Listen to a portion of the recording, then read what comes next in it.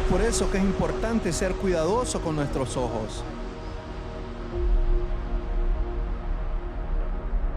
Un hombre que teme a Dios es cuidadoso con sus ojos. La segunda cosa que es mencionada en el verso 14 es: tiene el corazón inclinado a la codicia. Ellos aman el dinero. Las dos características de los falsos maestros son que sus ojos están llenos de adulterio y ellos aman el dinero. Ellos exhortan a las personas pobres a pagar sus diezmos, a dar su dinero para que ellos puedan conducir sus coches de lujo, comprar aviones, jet, comprar mansiones, el dinero tomado a personas pobres. ¿Tú puedes imaginarte a Jesús haciendo una cosa así? Estas personas no son representantes de Jesucristo. Ellos son los hipócritas número uno, agentes del diablo, que traen deshonra sobre el nombre de Jesucristo. Y por cuanto estos predicadores no tienen temor de Dios en sí mismos, ellos van a producir una generación de personas que no tienen temor de Dios.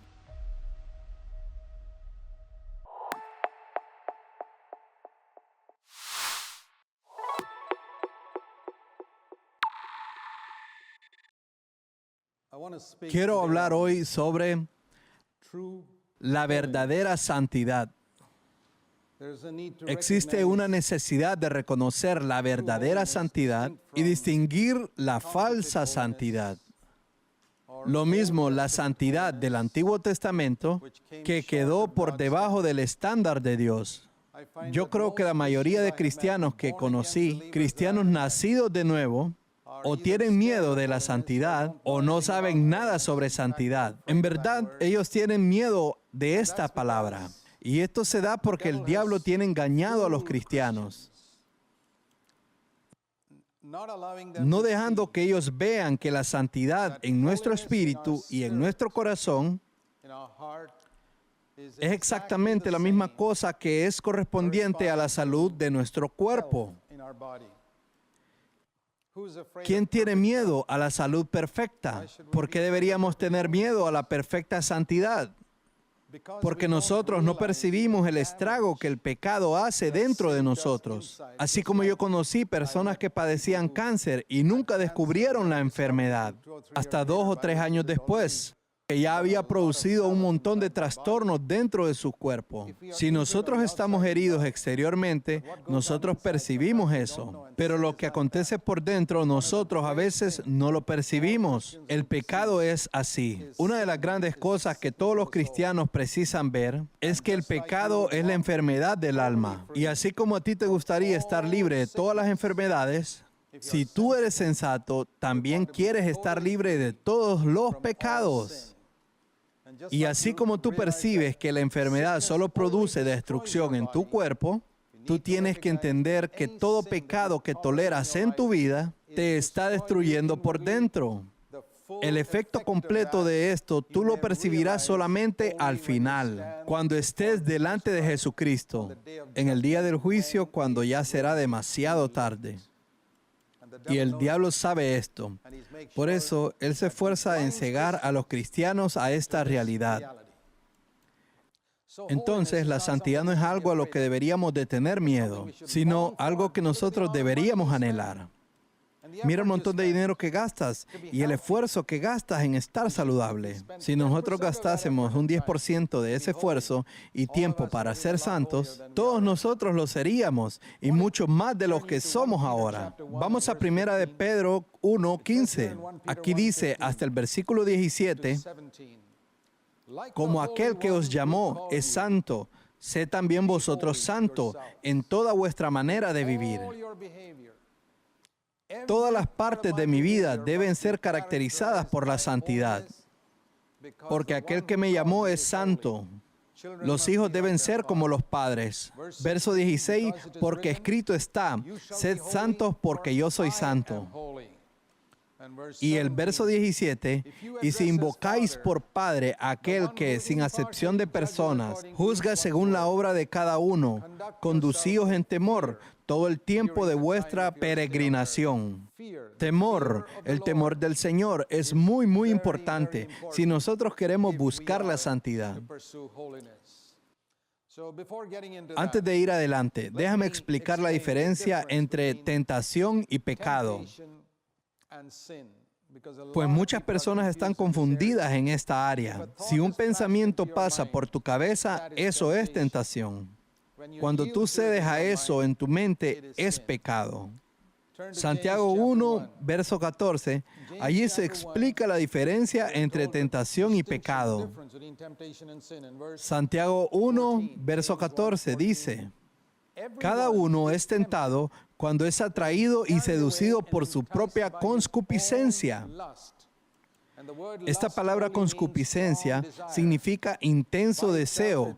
Por sí sola, ella no se refiere a nada pecaminoso. Se nos enseña en Gálatas 5, verso 17, que el Espíritu Santo es contra la carne, probando que la palabra deseo no es pecaminosa. El Espíritu Santo tiene un intenso deseo contra nuestra naturaleza pecaminosa. Luego, ese deseo intenso, que por sí solo no es pecado, nos seduce. Y el siguiente versículo dice, el intenso deseo, después que ha concebido, da a luz el pecado. Tiene que haber una unión para la concepción. Con el fuerte deseo, si mi mente está de acuerdo con él, hay entonces el pecado. Mas si solo existe el deseo, no es pecado. Nosotros necesitamos entender esto, que un pensamiento que pasa por nuestra mente no es pecado. Cuando Jesús estaba en el desierto siendo tentado por Satanás, Satanás lanzaba pensamientos en su mente. Convierte estas piedras en pan. Jesús dijo, no. Ve al pináculo del templo en Jerusalén y tírate de ahí y prueba que tú eres el Mesías. En verdad no fue en la cima del templo donde el diablo le dijo esto. Fue allá en el desierto. Fue un pensamiento en su mente. ¿Por qué tú no vas al templo y te arrojas de allí? En su mente el diablo le mostró todos los reinos de este mundo y su gloria. Y le dijo, te daré todo esto si tú me adoras. Pensamientos vinieron a la mente de Jesús. Más pensamientos que él rechazó.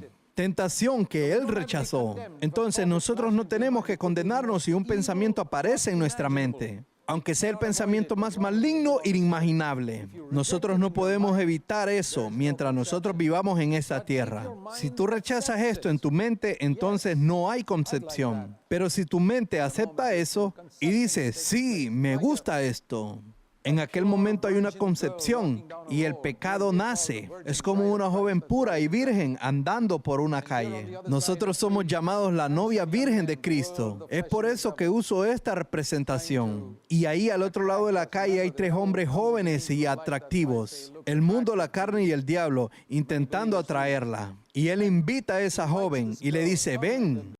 Y la joven queda atraída por esos 3 chicos atractivos.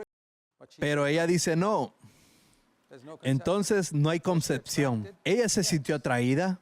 Claro que sí. ¿Ella concibió? No. ¿Tú eres atraído por las tentaciones? Sí. Pero eso no significa que seamos malvados. Si tú no alimentas eso en tu mente, tú no pecas. Nosotros no precisamos fingir como si nosotros no fuésemos atraídos. No precisas mirar a una joven bonita y decir que ella es fea, pues estarías mintiendo. Este no es el camino para vencer la tentación. Nosotros podemos ser honestos y sinceros y decir, sí, yo me siento atraído, pero yo rechazo eso. Eso es vencer el pecado. Muchos cristianos viven una vida de fingimientos. El Señor tiene mucha compasión por los pecadores. Esta es una de las mayores verdades que leemos en los evangelios. Entonces, cualquiera aquí que se sienta ser un gran y miserable pecador, que se ensució tanto en la vida y que no vales nada, quiero decirte que Jesús es maravilloso, compasivo en relación a ti, más de lo que tú puedas percibir. Él no está enojado. A Él le entristece que vayas arruinando tu vida con el pecado, pues has arruinado tu vida. Se entristece. Cuando Jesús estaba en la tierra, nunca lo encontrarás enojado con los pecadores, los asesinos, adúlteros, ladrones. Él era compasivo, pero Él estaba terriblemente enojado con las personas que fingían ser santas, pero que pecaban en secreto. Y si tú eres uno de esos, fingiendo delante de las personas de la iglesia que tú eres santo, hay falta de santidad y hay pecado en tu vida secreta. haciendo cosas que deshonran a Dios, pero dando la impresión para que todas las personas de la iglesia que tú eres una maravillosa, santa persona. Yo quiero decirte a ti en el nombre de Jesús, Jesús está terriblemente enojado contigo. Él te dirá las palabras que les dijo a los fariseos. Ustedes son una generación de víboras. ¿Cómo escaparán de la condenación del infierno? Mas Él nunca dijo eso a los pecadores. Él dijo eso a los hipócritas, personas que fingen, y son ellas las que deben estar más aterrorizadas en el día que Cristo regrese. Ellas precisan temer hoy, pues el juicio de ellas será peor. Entonces, ¿cómo debemos entrar en esa santidad que la Biblia habla? Cuando Dios creó al hombre, la primera cosa que precisamos aprender es el temor de Dios. El temor de Dios es el principio de la sabiduría. Significa que este es el ABC. Cuando los niños van a la escuela, la primera cosa que aprenden es el ABC. Si no aprenden eso, ellos no podrán aprender geografía, historia, ciencias, nada. De la misma forma, en la vida cristiana, la primera cosa que tú precisas aprender es el temor del Señor. En otras palabras, todo el resto de la educación espiritual depende, antes que nada, de aprender el temor de Dios. Si tú quieres apenas conocimiento académico de las Escrituras, entonces tú no precisas aprender del temor de Dios. Es como estudiar química, matemáticas o física o cualquier otra cosa. Tú puedes estudiar la Biblia de esa forma. No es conocimiento que va a hacernos espirituales. Si el conocimiento bíblico pudiese hacer a las personas espirituales, nosotros deberíamos tener a las personas más espirituales de la tierra. Mira, para el montón de conocimiento que tenemos hoy, tú puedes tener la Biblia en un CD, iPad y todas esas cosas. Pero eso no hace a las personas santas, porque ellas no aprenden el ABC. El ABC es el temor de Dios. Esta es la razón del por qué el conocimiento te puede destruir si no tienes temor de Dios. Y cuando hablamos del temor de Dios, como ya te dije, cuando Dios hizo al hombre, Él lo creó en el sexto día. Y al final del sexto día, que para el hombre era el primero, era el sábado, su primer día. Dios dijo, yo no quiero que tú trabajes, yo quiero que tengas comunión conmigo. Esta fue la primera cosa que Él enseñó a Adán, comunicación conmigo, y entonces luego trabaja. Entonces, en todo aquel primer día, Él estaba con Dios. Él ni siquiera fue tentado en aquel día. Al próximo día, cuando Él va al jardín, Él es tentado. Y si Él hubiese cargado aquella presencia de Dios que Él experimentó en el primer día dentro del jardín, su vida hubiera sido tan diferente. Entonces, en todo aquel primer día, Él estaba con Dios, porque esa era la única forma de revelar cuál elección tomaría Adán. Cuando Dios creó los planetas y las estrellas, Él las hizo sin libertad de elegir. Ellas han obedecido a Dios por millares de años, mejor que cualquier ser humano. Ellas no pueden ser pecadoras. Ellas son estrellas. No pueden ser pecadoras. No pueden ser santas. Ellas no pueden ser hijas de Dios. ¿Por qué? Porque ninguna de ellas tiene libertad de escoger. Y si Dios hubiese hecho a Adán parecido a un ser humano, más programado por dentro como los robots que hacen en Japón, y entonces Él nunca podría ser santo. Él tal vez parecería un ser humano, ¿sabes? Espontáneamente haciendo todo lo que Dios quiere que Él hiciese. Nunca tocando el árbol del conocimiento del bien y del mal. Él nunca hubiera sido pecador. Él no sería tampoco un hijo de Dios. Él sería un robot. Entonces, el libre albedrío es esencial para ser santo. Mas no solo libre albedrío. Los perros tienen libertad de escoger, pero ellos tampoco pueden ser santos, porque tenemos algo más que ellos no tienen. Ellos no tienen una conciencia. Los animales no son seres morales, y para ser un hijo de Dios, tú precisas de libre albedrío y de una conciencia. Solo Adán y los ángeles tuvieron eso. Es por eso que los ángeles pudieron pecar, Adán pudo pecar. Y cuando nosotros ejercitamos nuestro libre albedrío, como nuestra conciencia demanda, en la dirección correcta, ese es el camino para ser santo. Si vamos en contra de nuestra conciencia, nos convertimos en pecadores. Es simplemente así. Esto es la primera cosa de la cual quiero hablar. Yo quiero compartir tres cosas. La primera es el temor de Dios y sobre la santidad. La primera vez que la expresión temor de Dios aparece en la Biblia es en Génesis 20, verso 11,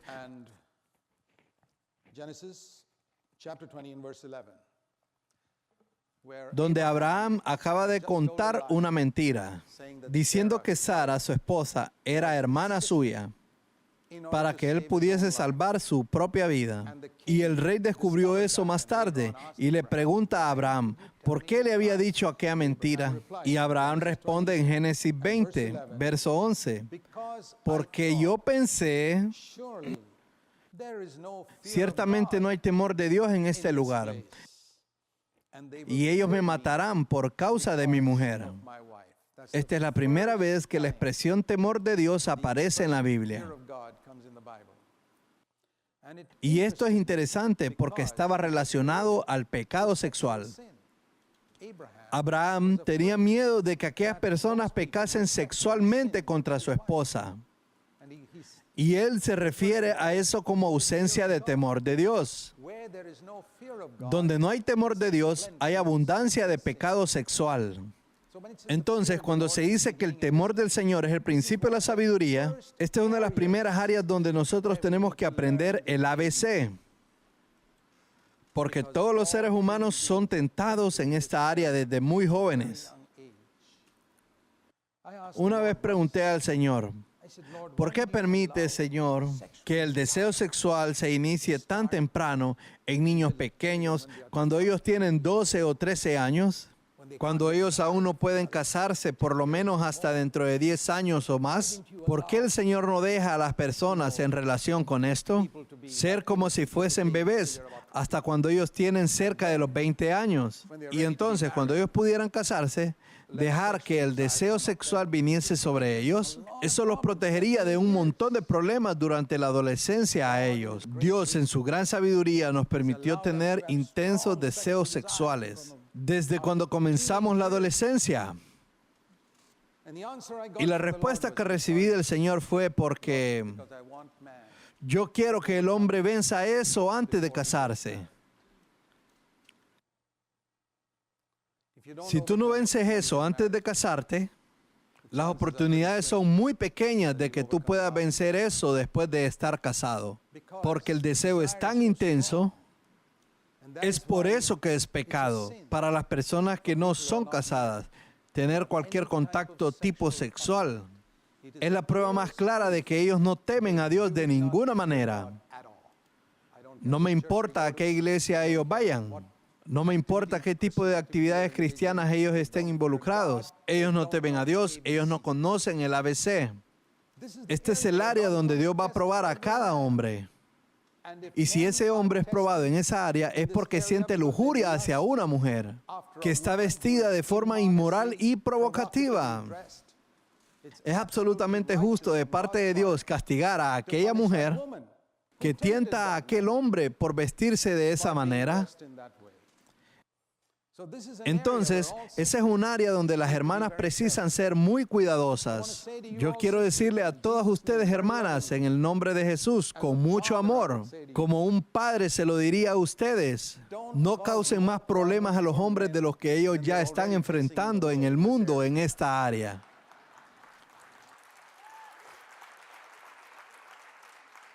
Ellos ya luchan con esto. No les acosen si tú eres una cristiana. Deja que las personas del mundo hagan eso.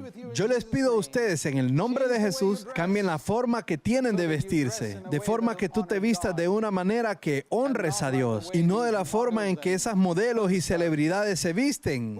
¿Quién es tu ejemplo? Cuando Dios miró en Israel para hallar a una joven de 19 años para ser madre de Jesús, ¿crees que Él escogió a alguna joven que vestía de forma provocativa en Israel? No.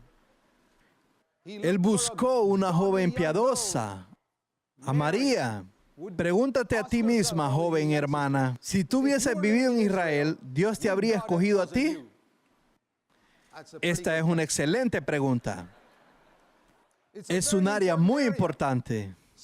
Tentación sexual Hombres y mujeres precisan ser muy cuidadosos en esta área. Recuerdo que una vez una joven hermana vino a mí en la iglesia y me preguntó, ¿cómo debo vestirme siendo una chica joven? Le respondí, yo no te voy a dar ninguna regla, pues cada cultura tiene diferentes tipos de ropa que ellos usan. Pero yo te diré esto, tú sabes en tu mente lo que estimula y provoca a otras personas, y si no lo sabes, ve y pregúntale a tu padre o a tu esposo. No le preguntes a tu madre, tal vez ella no sepa. Pregúntale a un hombre. Un hombre te va a mirar e inmediatamente te dirá si tu ropa es provocativa o no. Es decir, un hombre puede detectar eso mucho más rápido. Por eso le dije, pregúntale a tu padre o a tu esposo. Y le dije, ahora te voy a dar un ejemplo. Si Jesús estuviese viviendo en la otra calle y Él te llamase y te dijese, ven conmigo, yo quiero ir al mercado contigo hoy. ¿Cómo te vestirías para caminar con Jesús en el mercado? Esa es la forma en que deberías vestir en todo tiempo. Yo le dije, esta es la única instrucción que te puedo dar. No te vistas así solamente cuando vas a la iglesia y luego te vistes como las del mundo cuando vas a tu trabajo. ¿O no? ¿No quieres que Jesús vaya contigo al trabajo? Yo te digo, necesitas más de Él allí que en la iglesia. Y si estuvieras vestida de la forma en que lo estás, joven hermana, ¿estaría Jesús orgulloso de ti? Y diría, esta es mi hermana, miren el modo como ella está vestida. O Él se avergonzaría. ¿Sabes? Es tan fácil decir, Jesús está con nosotros, y Él no está contigo. Es muy importante, el temor del Señor es el principio de la sabiduría. Nosotros nunca habremos progresado, así como cuando le dices a un niño, si no aprendes el ABC, no vas a progresar en tu educación. De la misma forma te lo digo, si no aprendes el temor del Señor, toda tu espiritualidad es solo un montón de aire caliente, totalmente vacía. La otra área es, vamos a leer un texto en 2 de Pedro 2, verso 14. En 2 de Pedro, capítulo 2, verso 14, este capítulo entero está lidiando con falsos profetas, que significa maestros que enseñan una doctrina errada. Y lo interesante es que esta doctrina errada no está necesariamente en las palabras de afirmaciones doctrinales fundamentales. No es allí que están los errores. Ellos son llamados falsos profetas en el verso 1 y en el verso 14. Nos es dicho que esos predicadores tienen los ojos llenos de adulterio. ¿Puede un predicador o un pastor tener los ojos llenos de adulterio? Eso es lo que dice aquí en 2 de Pedro 2:14. Él está hablando sobre los falsos profetas. El capítulo entero, ellos nunca cesaron de pecar con sus ojos. Sabes, tú los miras y piensas que ellos son santos hombres de Dios, pues ellos conocen tanto la Biblia, ellos pueden predicar tan bien y ellos te entretienen tanto, pero los ojos de ellos están llenos de adulterio. La cristiandad ha visto este tipo de predicadores durante todos estos años. Pedro escribió sobre ellos en el primer siglo, sobre falsos predicadores con ojos llenos de adulterio. Es por eso que la doctrina de ellos está errada. Falsos profetas son aquellos que tienen algún error doctrinario. Bien, ese es el mayor error doctrinario de ellos. Los ojos de ellos están llenos de adulterio, pero raramente alguien piensa que ese es un error doctrinario. Ellos no pueden dejar de pecar. Es por eso que es importante ser cuidadoso con nuestros ojos.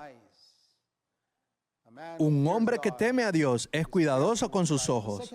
La segunda cosa que es mencionada en el verso 14 es, tiene el corazón inclinado a la codicia. Ellos aman el dinero.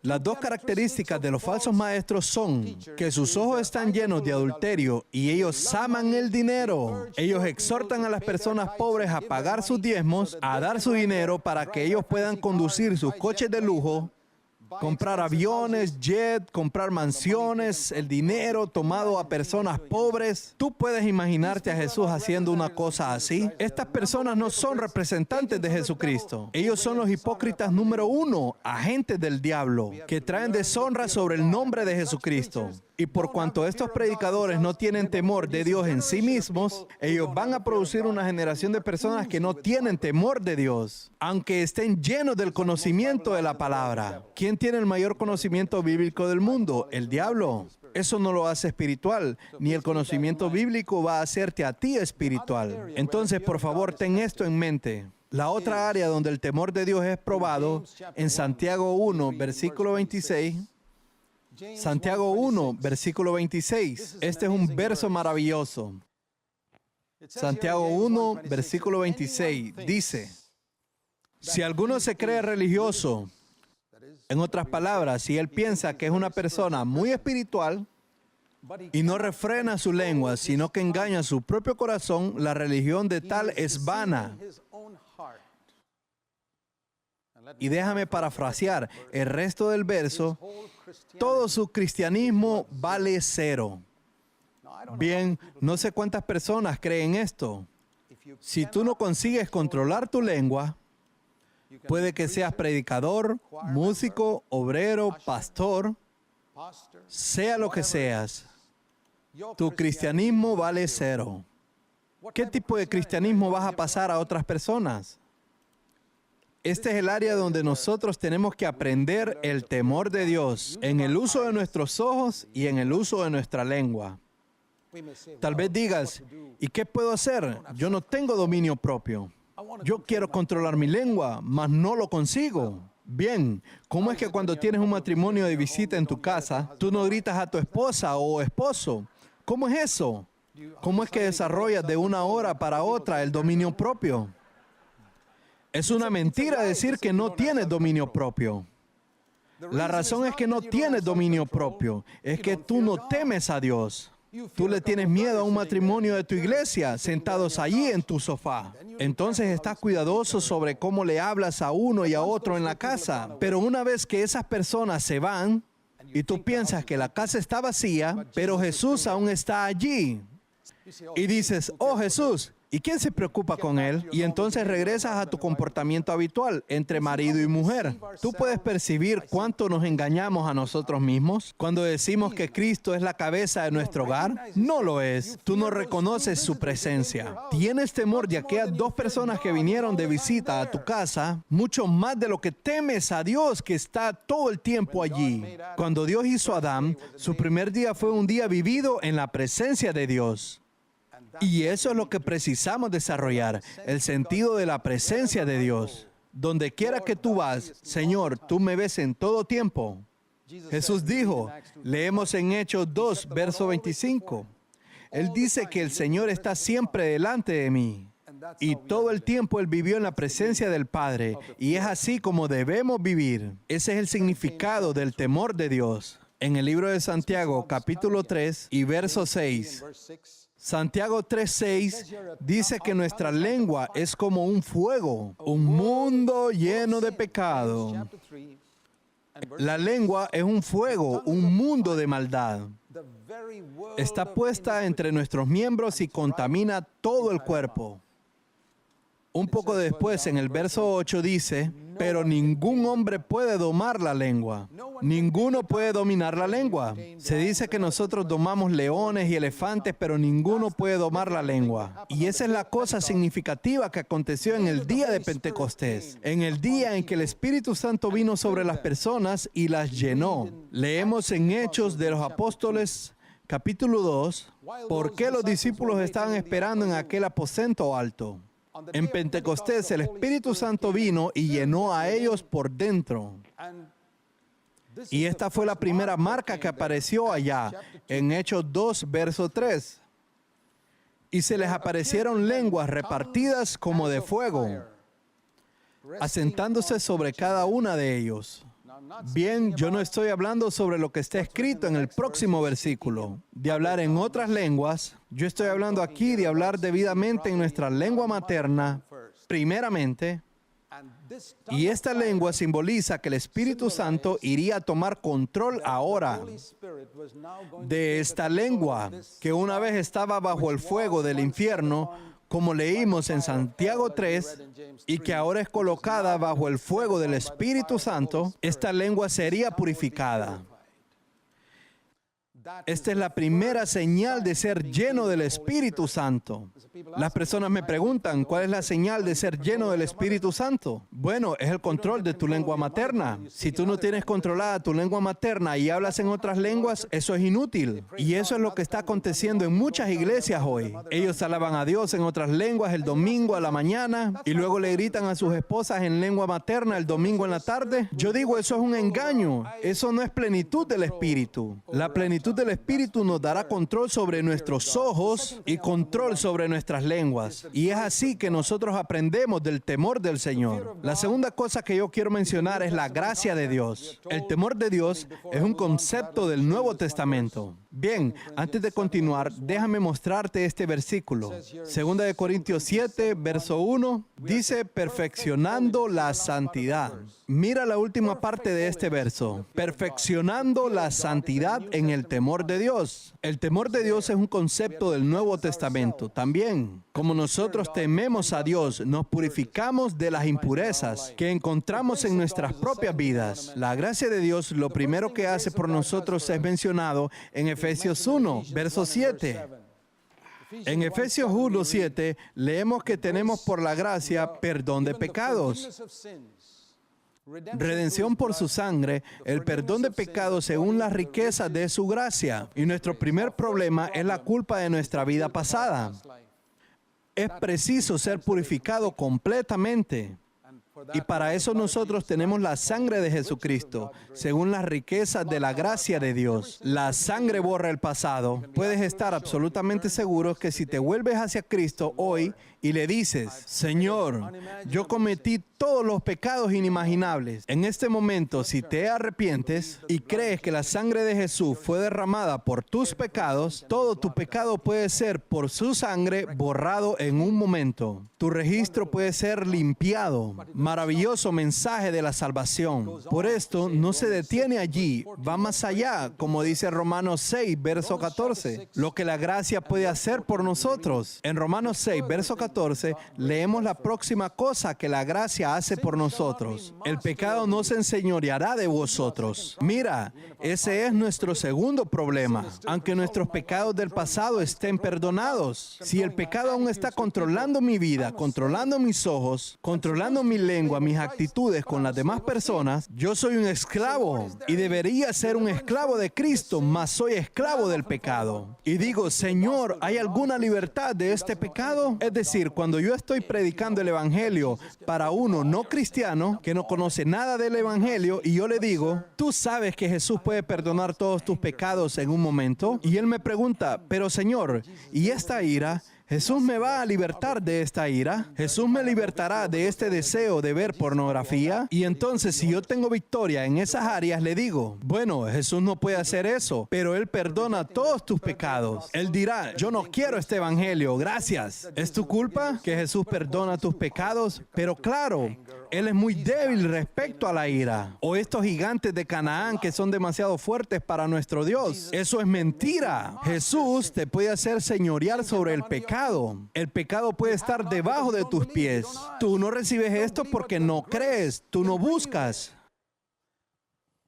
Estar debajo de la ley significa luchar, luchar, luchar para vencer el pecado. Es como los discípulos pescando toda la noche entera. Y no pescaron nada, constantemente derrotados. Mas cuando Jesús vino en un momento, las redes estaban llenas de peces. Y eso es lo que la gracia hace. Cuando yo voy a Él y le digo, Señor, tú puedes hacer aquello que yo nunca consigo con mis propias fuerzas. Es decir, si tú estás fallando constantemente, quiero decirte que es porque estás luchando con tus propias fuerzas. Hasta que vengas a Dios y le digas, Señor, yo necesito de tu gracia, necesito el poder del Espíritu Santo. No preciso únicamente perdón, yo necesito también de tu gracia.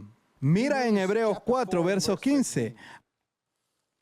Aquí leemos sobre el ejemplo que Jesús nos dio. La cosa maravillosa del nuevo pacto es que Dios no nos da solamente mandamientos. Él nos da un ejemplo. El Antiguo Testamento tenía solo mandamientos, haz esto, haz esto, haz esto. Es como un profesor enseñando a nadar en una pizarra. Nadie aprende a nadar así. En el Nuevo Testamento Jesús dice, sígueme. Él se tira a la piscina y dice, hagan lo que yo hago. Esa es la cosa maravillosa con respecto al nuevo pacto. Tenemos un ejemplo. El ejemplo de alguien que puede decir en este verso que puede compadecerse de nuestras debilidades. Él sabe que cuando nos tiramos a la piscina, nos hundimos, pues el poder de la gravedad es muy fuerte. Y él experimentó el poder de la gravedad. Él fue tentado como nosotros. Él sintió la piscina de la tentación, mas él no pecó. Uno de los grandes ejemplos de esto es cuando él anduvo sobre las aguas. ¿Recuerdas aquella vez que él anduvo sobre las aguas? La gravedad le tiraba hacia abajo, así como el pecado nos tira hacia abajo. El pecado es como la gravedad, mas él venció la gravedad y anduvo sobre las aguas. Esta es una ilustración de su victoria sobre el pecado. Pero el gran milagro allí fue Pedro caminando sobre las aguas. Él le dijo a Pedro, sal de la barca, y Pedro comenzó a caminar sobre las aguas. Pedro puede vencer el pecado. Pedro puede vencer la ley de la gravedad, ilustrando que nosotros podemos vencer la ley del pecado que nos empuja hacia abajo. Pero en el momento en que él desvió su mirada de Cristo, él pensó que la tentación era muy grande para que Cristo la venciera. Inmediatamente se comenzó a hundir. Y él gritó diciendo, Señor, sálvame. Y Jesús inmediatamente extendió su mano y no lo dejó hundirse. Eso es lo que dice en Judas 24. Él es poderoso para guardarnos de caer. Ahora te invito a leer Hebreos 4, verso 16. El verso que vimos decía que Jesús fue tentado en todo según nuestra semejanza, mas sin pecado. Es decir, Él fue atraído por la ley de la gravedad, mas Él venció. Él fue empujado por la ley del pecado, mas él no se hundió. Por lo tanto, todas las veces que veas la expresión por lo tanto, por lo siguiente, en la Escritura, mira lo que dice anteriormente. Por lo tanto, significa que se está refiriendo al texto anterior. Acerquémonos al pronto, ligado al verso anterior, porque Jesús nunca pecó. Acerquémonos confiadamente al trono de la gracia. No había gracia en el Antiguo Testamento. Jesús la ha traído. Este trono de gracia para que primero recibamos misericordia, que es una palabra del Antiguo Testamento, refiriéndose a todos nuestros pecados del pasado, y hallar gracia para Él, socorro, ayuda en el tiempo de necesidad. El tiempo de necesidad, de acuerdo al versículo anterior, es la tentación. Imagina un alpinista que está escalando una montaña y se resbala y queda aferrándose con sus dedos sobre el peñasco, pero es demasiado orgulloso para pedir ayuda. Él se cae y se rompe los huesos y entonces ahí pide socorro. Y la ambulancia de nombre Misericordia llega hasta él. Jesús lo toma, perdona sus pecados, arregla todos sus huesos rotos y él se va a escalar de nuevo. Y de nuevo él se resbala y está pronto a caer. Pero esta vez es lo suficientemente humilde para decir, ayúdame, Señor, voy a caer. Y él percibe entonces unos brazos fuertes levantándole y colocándole sobre la roca firme. Eso es gracia, la gracia que socorre en tiempo de necesidad. Entonces, esto es lo que puedes hacer cuando eres tentado. Y para hacer un poco de tarea, comienza con el pecado que te hace caer más frecuentemente. ¿Puedes pensar en él ahora mismo? Ese mismo. Ese que estás pensando ahora, ese es el pecado. La próxima vez que seas tentado en esa área, en lugar de ser orgulloso e intentar escalar, después de haber caído tantas veces, antes de desembarcarte y romperte los huesos y precisar de la misericordia, pide la gracia para que te socorra en el tiempo de necesidad. Señor, yo no puedo, ayúdame. Y te digo, vas a experimentar un milagro. Te encontrarás de pie y pensarás, hey, ¿cómo sucedió esto? Fue la gracia. No la gracia que te perdona, sino la gracia que te da la victoria sobre el pecado. Bueno, al comienzo como un niño aprende a caminar. Puede llevar un poco de tiempo caminar, pero el niño nunca queda desalentado. Puedes ver esas criaturas de 10 meses. Ellos intentan caminar y caen. Y se levantan 1000 veces, pero ellas caminan y corren. Y tú que has sido derrotado, te quiero decir en el nombre de Jesús, tú puedes caminar en victoria. Dios puede ayudarte. Y finalmente, déjame decirte una cosa más. Necesitamos entender lo que significa caminar el camino de la cruz. Jesús dice en Lucas 9, verso 23,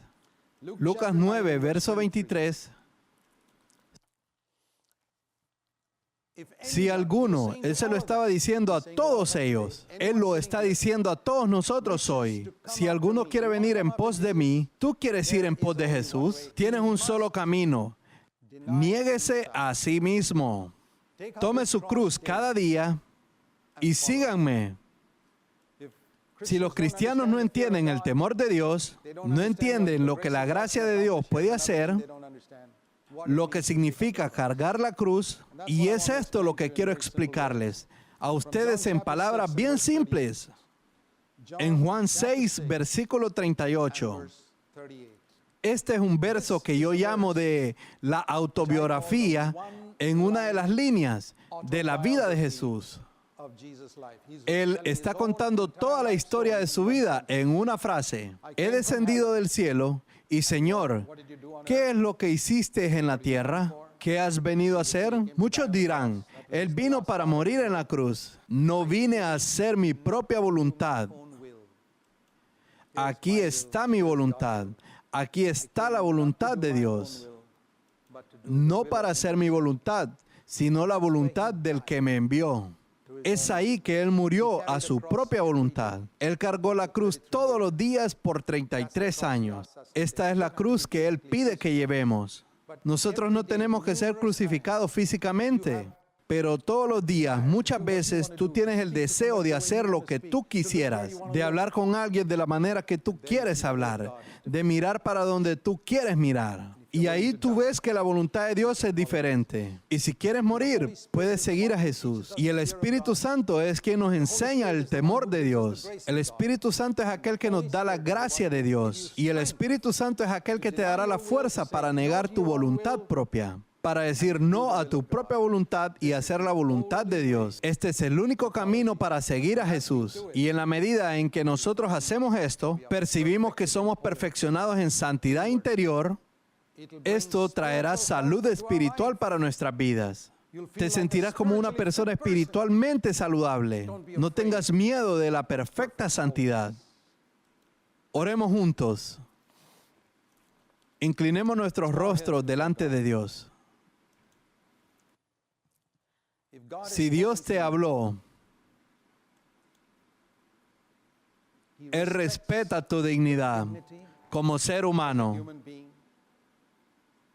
Él no quiere avergonzarte a ti. Entonces, Él habla contigo privadamente en tu mente. Algo que ni el mismo vecino jamás oyó, o que Él habló contigo. Tú puedes decir, Señor, yo quiero obedecerte. Esta es la prueba de que tú temes a Dios. Y aquello que Dios habla contigo en secreto, tú vas a obedecerlo. Dile, Señor, lléname con tu Espíritu Santo. Este es el secreto del fortalecimiento espiritual, para tornarse verdaderamente santos. Él desea lo mejor para ti, por eso Él te llama para esta vida. Amado Padre, creo con todo mi corazón que hay muchas personas aquí a las que has hablado claramente. Oro para que el diablo no venga a engañarlas, que ellas van a responder en sus corazones al Señor ahora mismo y dirán, sí Señor, yo quiero caminar. Ya eché a perder mi vida lo suficiente. Quiero aprender el temor de Dios. Quiero conocer la gracia de Dios y quiero ir por el camino que el Señor fue, el camino de la cruz. Ayúdame a alcanzar esto, Señor, en el nombre de Jesús. Amén. Amen.